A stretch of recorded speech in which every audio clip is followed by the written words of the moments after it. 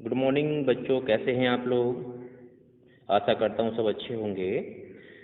तो सामाजिक विज्ञान के सीरीज में हम उपविषय इतिहास पढ़ रहे हैं और उसमें पिछली वीडियो में हमने बताया था चैप्टर नंबर 1 के बारे में, जो था चैप्टर यूरोप में राष्ट्रवाद।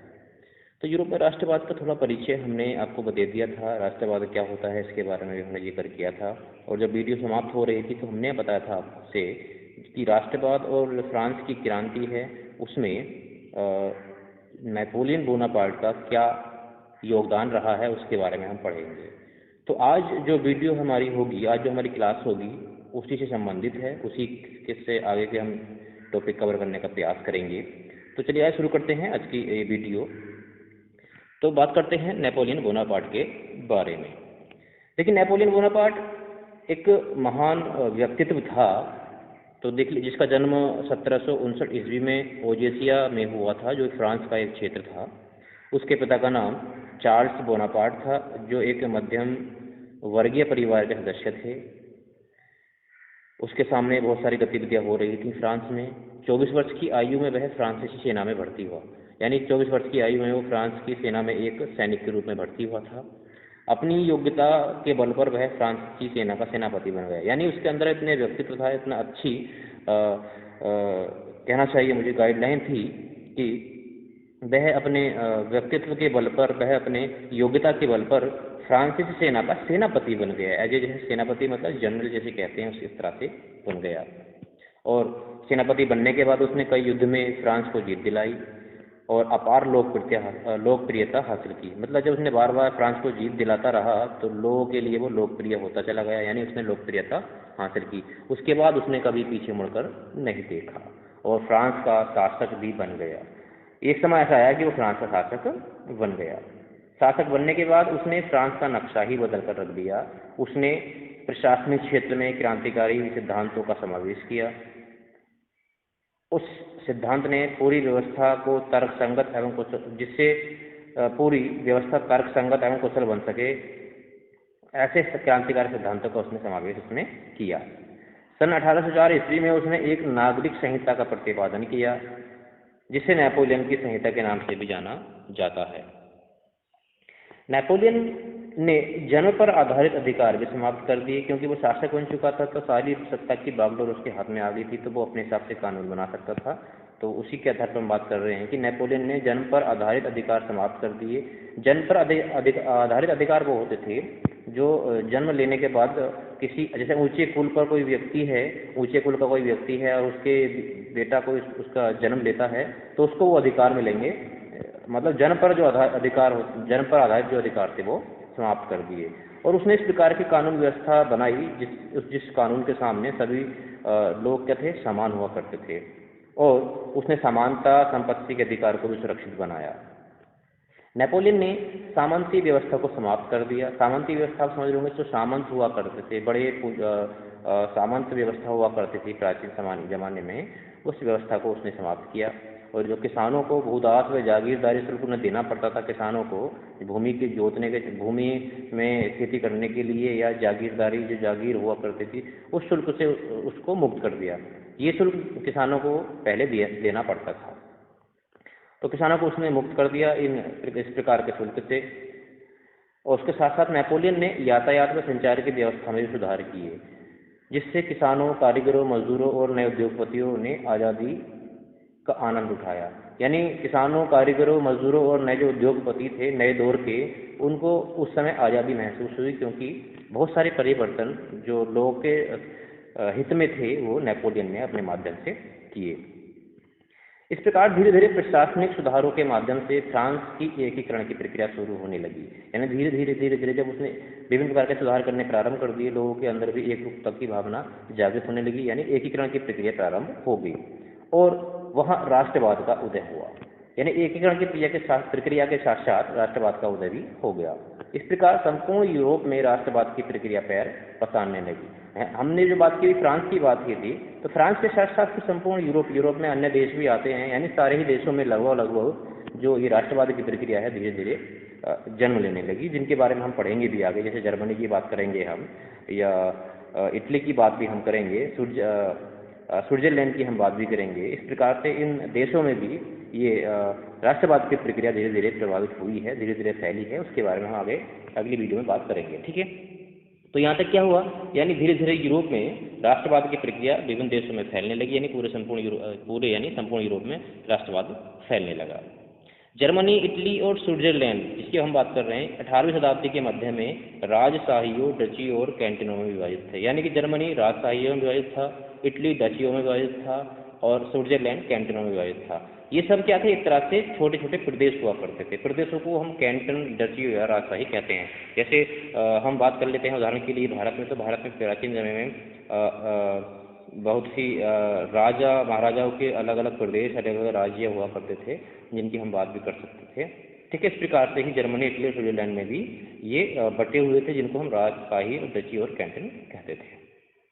और जो इनके शासक जो हुआ करते थे वो स्वायत्त थे, यानी अपने प्रदेशों को स्वायत्त मानते थे, अपने अधिकार में मानते थे। यानी उन्होंने स्वायत्त प्रदेशों का एक प्रकार से निर्माण कर लिया था। उन्होंने एक सामूहिक पहचान या एक संस्कृति को साझा नहीं किया था, यानी कि वो एक देश में रहते हुए भी सामूहिक पहचान नहीं देना चाहते थे, एक संस्कृति को साझा नहीं करना चाहते थे। यानी कि उन्होंने कभी भी एकता के रूप को, एकता के भाव को अपनाने का कार्य नहीं किया। यानी सारे के सारे जो प्रदेश थे वो अलग अलग संस्कृति और अलग अलग पहचान के थे, जबकि वो एक ही देश के, एक ही राष्ट्र के हुआ करते थे। तो ये प्राचीन जमाने की बात हम कर रहे हैं। यूरोप में राष्ट्रवाद के कुछ महत्वपूर्ण कारक थे, यानी जब यूरोप में राष्ट्रवाद हुआ तो कुछ कारक उसमें उत्तरदायी रहे, जिन्होंने पूरे संपूर्ण यूरोप में राष्ट्रवाद को जन्म देने का कार्य किया या राष्ट्रवाद को आगे बढ़ाने में महत्वपूर्ण भूमिका निभाई। तो कुछ कारक थे, तो जिनमें से हम पढ़ेंगे। सबसे पहला था, उसमें दे रखा है, नए मध्यम वर्ग का उदय। उसी प्रकार था उदारवादी विचारधारा का प्रसार। उसी प्रकार एक अगला कारक था रूढ़िवाद की नई भावना और वियना की संधि। इसी प्रकार अगला कारण था क्रांतिकारियों का उदय। यानी ये कुछ प्रमुख कारक थे जिनके माध्यम से यूरोप में राष्ट्रवाद को प्रसार मिला, यानी यूरोप में राष्ट्रवाद फैला, जन्म दिया और उसका प्रभाव पूरे यूरोप में धीरे धीरे होने लगा। क्योंकि आप जानते हैं संपूर्ण यूरोप में, अभी हम बात भी कर रहे थे कि ये राजशाही व्यवस्था थी, तो उसके कुछ कानून व्यवस्था राजा के हाथ में हुआ करती थी, और तानाशाह जो राजा को कहते थे वो अपने हिसाब से कानून बनाया करते थे। तो जिससे विभिन्न प्रकार के जो निचले वर्ग के लोग थे उनको दबे रहना पड़ता था, उनका शोषण उस समय किया जाता था।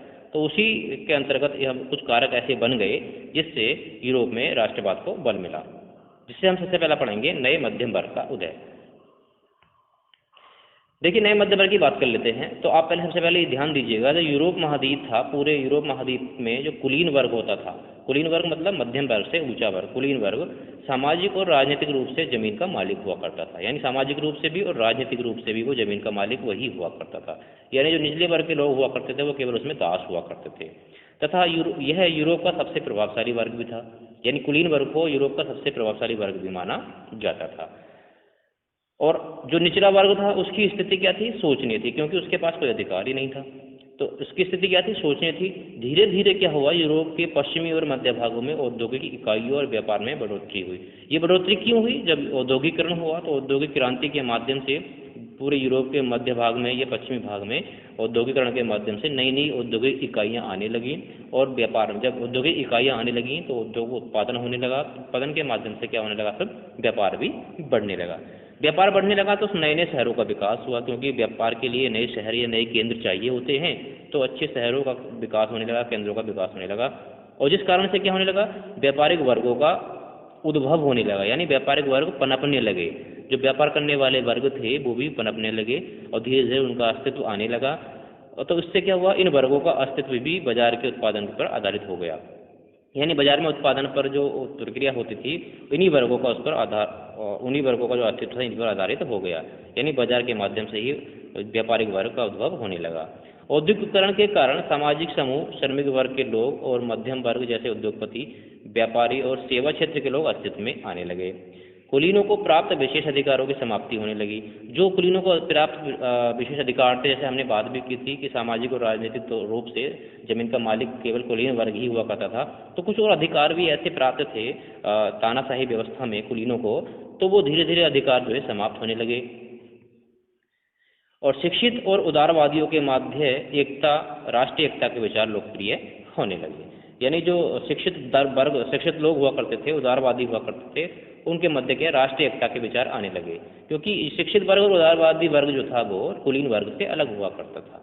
ठीक है, तो अब हम बात करते हैं, पहले सबको ये समझना चाहिए जो उदारवाद है, उदारवादी राष्ट्र का या उदारवादी राष्ट्रवाद होता क्या है, पहले इसको हम समझेंगे। देखिए, उदारवाद का अर्थ व्यक्तियों के लिए स्वतंत्रता और कानून के समक्ष सभी लोगों को समान अधिकार प्राप्त होने से होता है। यानी अगर सभी लोगों को कानून के समक्ष समान अधिकार मिलता है तो उस प्रक्रिया को उदारवाद कहा जाता था या कहा जाता है। 19वीं शताब्दी के शुरुआती दौर में राष्ट्रीय एकता के विचार उदारवाद की विचारधारा से सबसे अधिक जुड़े थे। फ्रांस में वोट देने, निर्वाचित करने का अधिकार विशेष रूप से अधिक संपत्ति वाले लोगों को ही दिया गया था। संपत्ति विहीन पुरुषों और महिलाओं को इस अधिकार से वंचित रखा गया था। आर्थिक क्षेत्र में उदारवाद बाजार की आज़ादी के पक्ष में था, साथ ही यह राज्य द्वारा लगाए गए वस्तुओं और पूंजी के आवागमन पर नियंत्रण को समाप्त करने के पक्ष में था। सन 1834 ईस्वी में पिरसा की पहल पर एक शुल्क संघ जालवेराइन का गठन किया गया, जिसने शुल्क अवरोध को समाप्त कर दिया और मुद्राओं की संख्या 2 कर दी, और उससे पहले 30 से भी ज़्यादा हुआ करती थी। इस प्रकार हमने ये जाना कि जैसे हमने बात की थी कि जो पुरुषों को अधिकार जो संपत्ति विहीन लोग थे, महिलाएं थी, उनको अधिकार नहीं दिया गया था, वोट डालने का उनको अधिकार नहीं था। तो कुछ ऐसे अधिकार जो कुलीन वर्गों को दिए गए थे, धीरे धीरे वो समाप्त होने लगे, और उस प्रकार से धीरे धीरे मध्यम वर्ग का उदय हुआ, और उसके माध्यम से यूरोप में राष्ट्रवाद को बल मिला, यूरोप में राष्ट्रवाद की भावना जागृत हुई। तो यहाँ तक की वीडियो में हमने जाना कि जो जो मध्यम वर्ग है, उसका जो उदय हुआ है, उसके माध्यम से किस प्रकार से यूरोप में राष्ट्रवाद को बल मिला। अन्य जो कारण हैं अगले वीडियो में उनके बारे में चर्चा करेंगे। ठीक है, अगले वीडियो में हम उनके बारे में चर्चा करेंगे। और इस वीडियो को आप देख करके जो भी आपको समझ नहीं आता है तो कमेंट्स जरूर कीजिएगा। तब तक के लिए जय हिंद।